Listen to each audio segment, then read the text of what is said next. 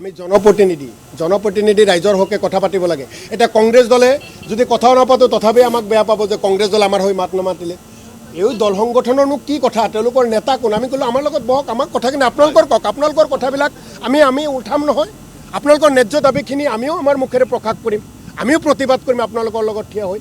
ইয়াতে ট্ৰাইবেল সংঘ বা যিসকল ইয়াতে আছে তেওঁলোকৰ ন্যায্য দাবীৰ কাৰণে অনশন কৰিব, অনশনত কংগ্ৰেছৰ নেতা বহিব।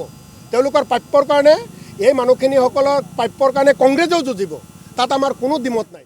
কিন্তু আমাৰ কথা মুখ্যমন্ত্ৰী ডাঙৰীয়াই উচতনিনো ক'ত দিলে প্ৰুভ কৰিব লাগিব, মুখেৰেতো ক'লে নহ'ব। মাননীয় মুখ্যমন্ত্ৰী ডাঙৰীয়াক আমি কৈছোঁ, কংগ্ৰেছ দলৰ কোনজন নেতাই কংগ্ৰেছ দলে কেতিয়া উচতনি দিলে আপুনি এবাৰ কওক।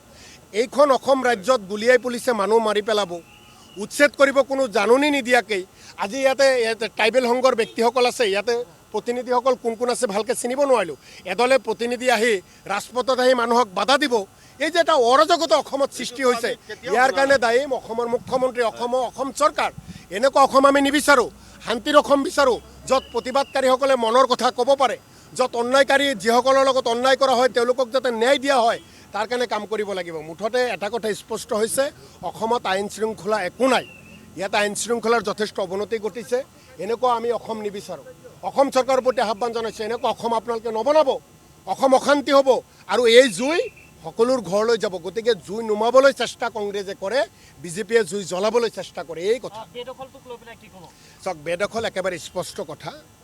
বেদখল কোনো মানুহে যাতে বেদখল কৰিব নোৱাৰে তাৰ পক্ষত কংগ্ৰেছ আছে। কিন্তু এই মানুহখিনি 30-40 বছৰ ধৰি ইয়াতে আছে, তেওঁলোকৰ লগতনো কি কথা বাৰ্তা, তেওঁলোকে মনৰ কথানো কি, তেওঁলোকক আগতীয়াকৈ কিয় নটিচ দিয়া নহ'ল? ইয়াৰ এই ৰেভিনিউ ডিপাৰ্টমেণ্টে এবাৰ উত্তৰ দিয়ে যে কোনো বেদখল নাই, আকৌ বেদখল কৰে, ইয়াতে উচ্ছেদ কৰিবলৈ আহি। মানৱীয়তা আছে নহয়? মানুহক তেনেকৈ গুলিয়াই হত্যা কৰিব পাৰে নেকি?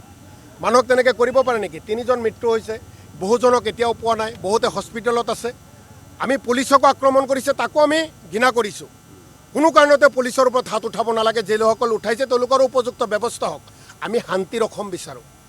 শংকৰদেৱ, আজান ফকীৰে, মাধৱদেৱে এই অসমখন শান্তিৰ অসম গঢ়ি থৈ গৈছিল। সেই অসমখনত এতিয়া আঘাত হানি উচতনি দি অশান্তিৰ পিনে ডাবলি মেলি লৈ গৈছে। কংগ্ৰেছে শান্তি আনিবই, অশান্তি কৰিব নিদিয়ে অসমখনক।